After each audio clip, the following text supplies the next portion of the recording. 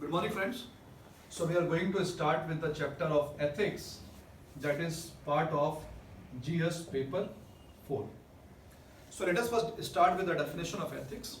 Ethics can be defined as a branch of philosophy which goes for critical examination of human action. Ethics can be defined as science of morals.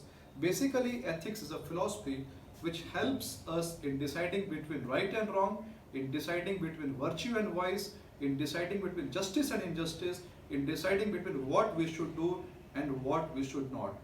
Basically, ethics is nothing but it's a philosophy which helps us in taking a correct decision from a school of philosophy. So, when we say ethics, we should know the definition of morals. If you ask anyone, then normally people think that ethics and morality both are same things. Something which is ethical is considered to be moral, and something which is unethical is considered to be immoral. But there is a difference between ethics and morality. I will explain you how. Morals, it's all about human action. And this ethics, it's all about philosophy. So when we evaluate an action, then that action can be said to be moral or immoral. But when we talk about ethics, that has a connotation with philosophy. For example, say take the example of Gandhism.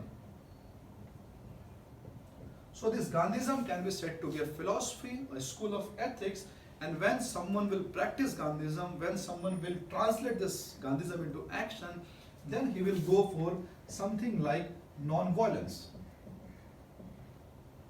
So this action, this behavior, this conduct of non-violence can be said to be moral or immoral from a school of ethics, that is Gandhism.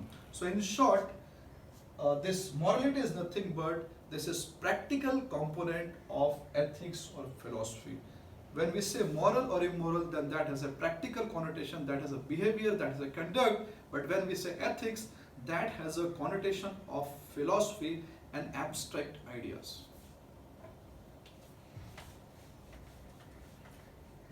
Now let us see some prominent schools of ethics which are very prominent and which are very popular. So in this, the very first school is deontological ethics. The meaning of deontological ethics is a school of ethics which says that an action is moral simply because the action is moral. It is a duty-bound ethics. Duty-bound ethics. That means you should do something and then you should do something, and it is totally independent upon consequences, result, situation or context. For example, speaking truth is moral, that means speaking truth is moral. And speaking lie is immoral, that means speaking lie is immoral. Killing some innocent man is immoral, and say something like charity which is moral, then that is moral. In short, this school of ethics doesn't evaluate an action on the basis of consequences or on the basis of any context, but it see an action totally on the basis of autonomous sphere, totally independent on other situational factors or anything else. Now, the second prominent school of ethics is teleological ethics. Okay, so this teleological ethics is an ethics which evaluate an action on the basis of result, on the basis of consequences of an ethics. It will evaluate an action whether that action is moral or immoral on the basis of consequences of that act. For example, taking bribe can be said to be moral by a person if that bribe helps him in some way.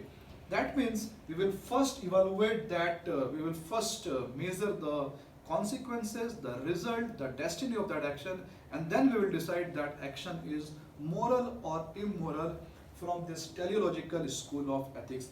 This teleological school of ethics is also called consequential school of ethics. Consequential ethics. Now the third prominent school of ethics is hedonism. Hedonism is basically an ethics which is dependent on pleasure of the act.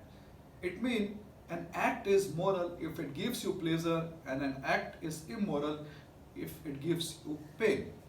This hedonism was basically propounded by the scholar Bentham. According to Bentham, whatever act we do, whatever conduct we go, that is totally dependent upon the parameter of pleasure and pain. Pleasure and pain are two parameters on which we all are dependent upon. Every human being, they all want to gain more and more pleasure, and they want to avoid the pain. And that is why whatever thing, whatever act that gives us pleasure is basically moral. So this Bentham, he has elevated the status of this pleasure and pain to the status of morality, and he says that a man should go for seeking pleasure. The meaning of a man should go for seeking pleasure, it means that whatever act we do in the interest of pleasure, that is basically morality. For example, if we enjoy something, if we gain pleasure by doing charity, then charity is moral for us. If we enjoy something by gaining bribe, then that is moral for us. Okay? After this hedonism, there is one prominent school of ethics which is called ethical egoism. Ethical egoism is a school of ethics which evaluate a human action on the basis of egoism, that means on the basis of self-interest. If an action, if a behavior, if a conduct is fulfilling the interest of a man, then he will say that he is doing a moral act from the school of ethical egoism.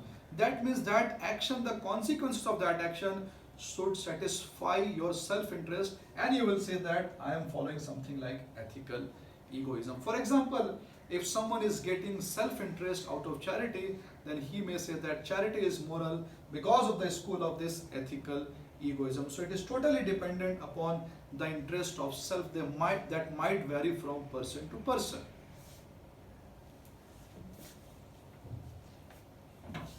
After ethical egoism, we have a school of thought that is called ethical altruism. So ethical altruism is a school of ethics which says that something is moral when it has positive effect on some other people. So in this ethics, we bring into picture two or more than two men. For example, if this man is doing for charity, he is donating something to this man, then he is going for a school of ethics that is called ethical altruism. So the basic difference between ethical egoism and ethical altruism is that in ethical egoism, you are interested in yourself only, but in ethical altruism, the connotation is you have to do something towards other in the interest of other, then that will qualify the definition of ethical altruism.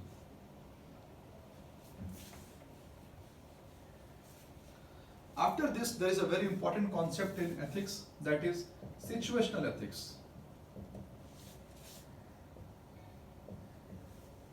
So unlike deontological ethics, this situational ethics says that ethics changes with the change of situation and context. Something can be ethical, something can be moral in A context, but the same thing can become unethical or immoral in context B. Let's take the example of telling lie is immoral, or speaking truth is considered to be moral by the society. But say there is a man, Mr. A, he is a raw agent and he has been caught by the Pakistan army, then we expect him to speak lie when he is within that Pakistan army.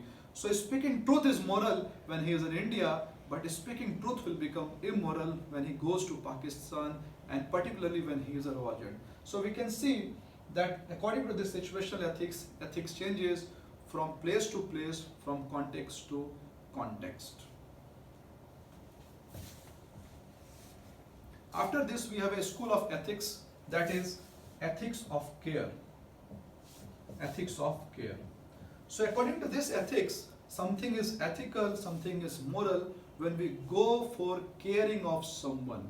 In other words, if we do something, if we manifest a human behavior when we are showing care for some other fellow being, then that will qualify the definition of ethics of care. For example, in feminism, we have to take care of the females, then that is within the definition of ethics of care. Again, in environmental ethics, we take care of the environment, and that will be the definition that will qualify the purview of ethics of care. Thank you very much.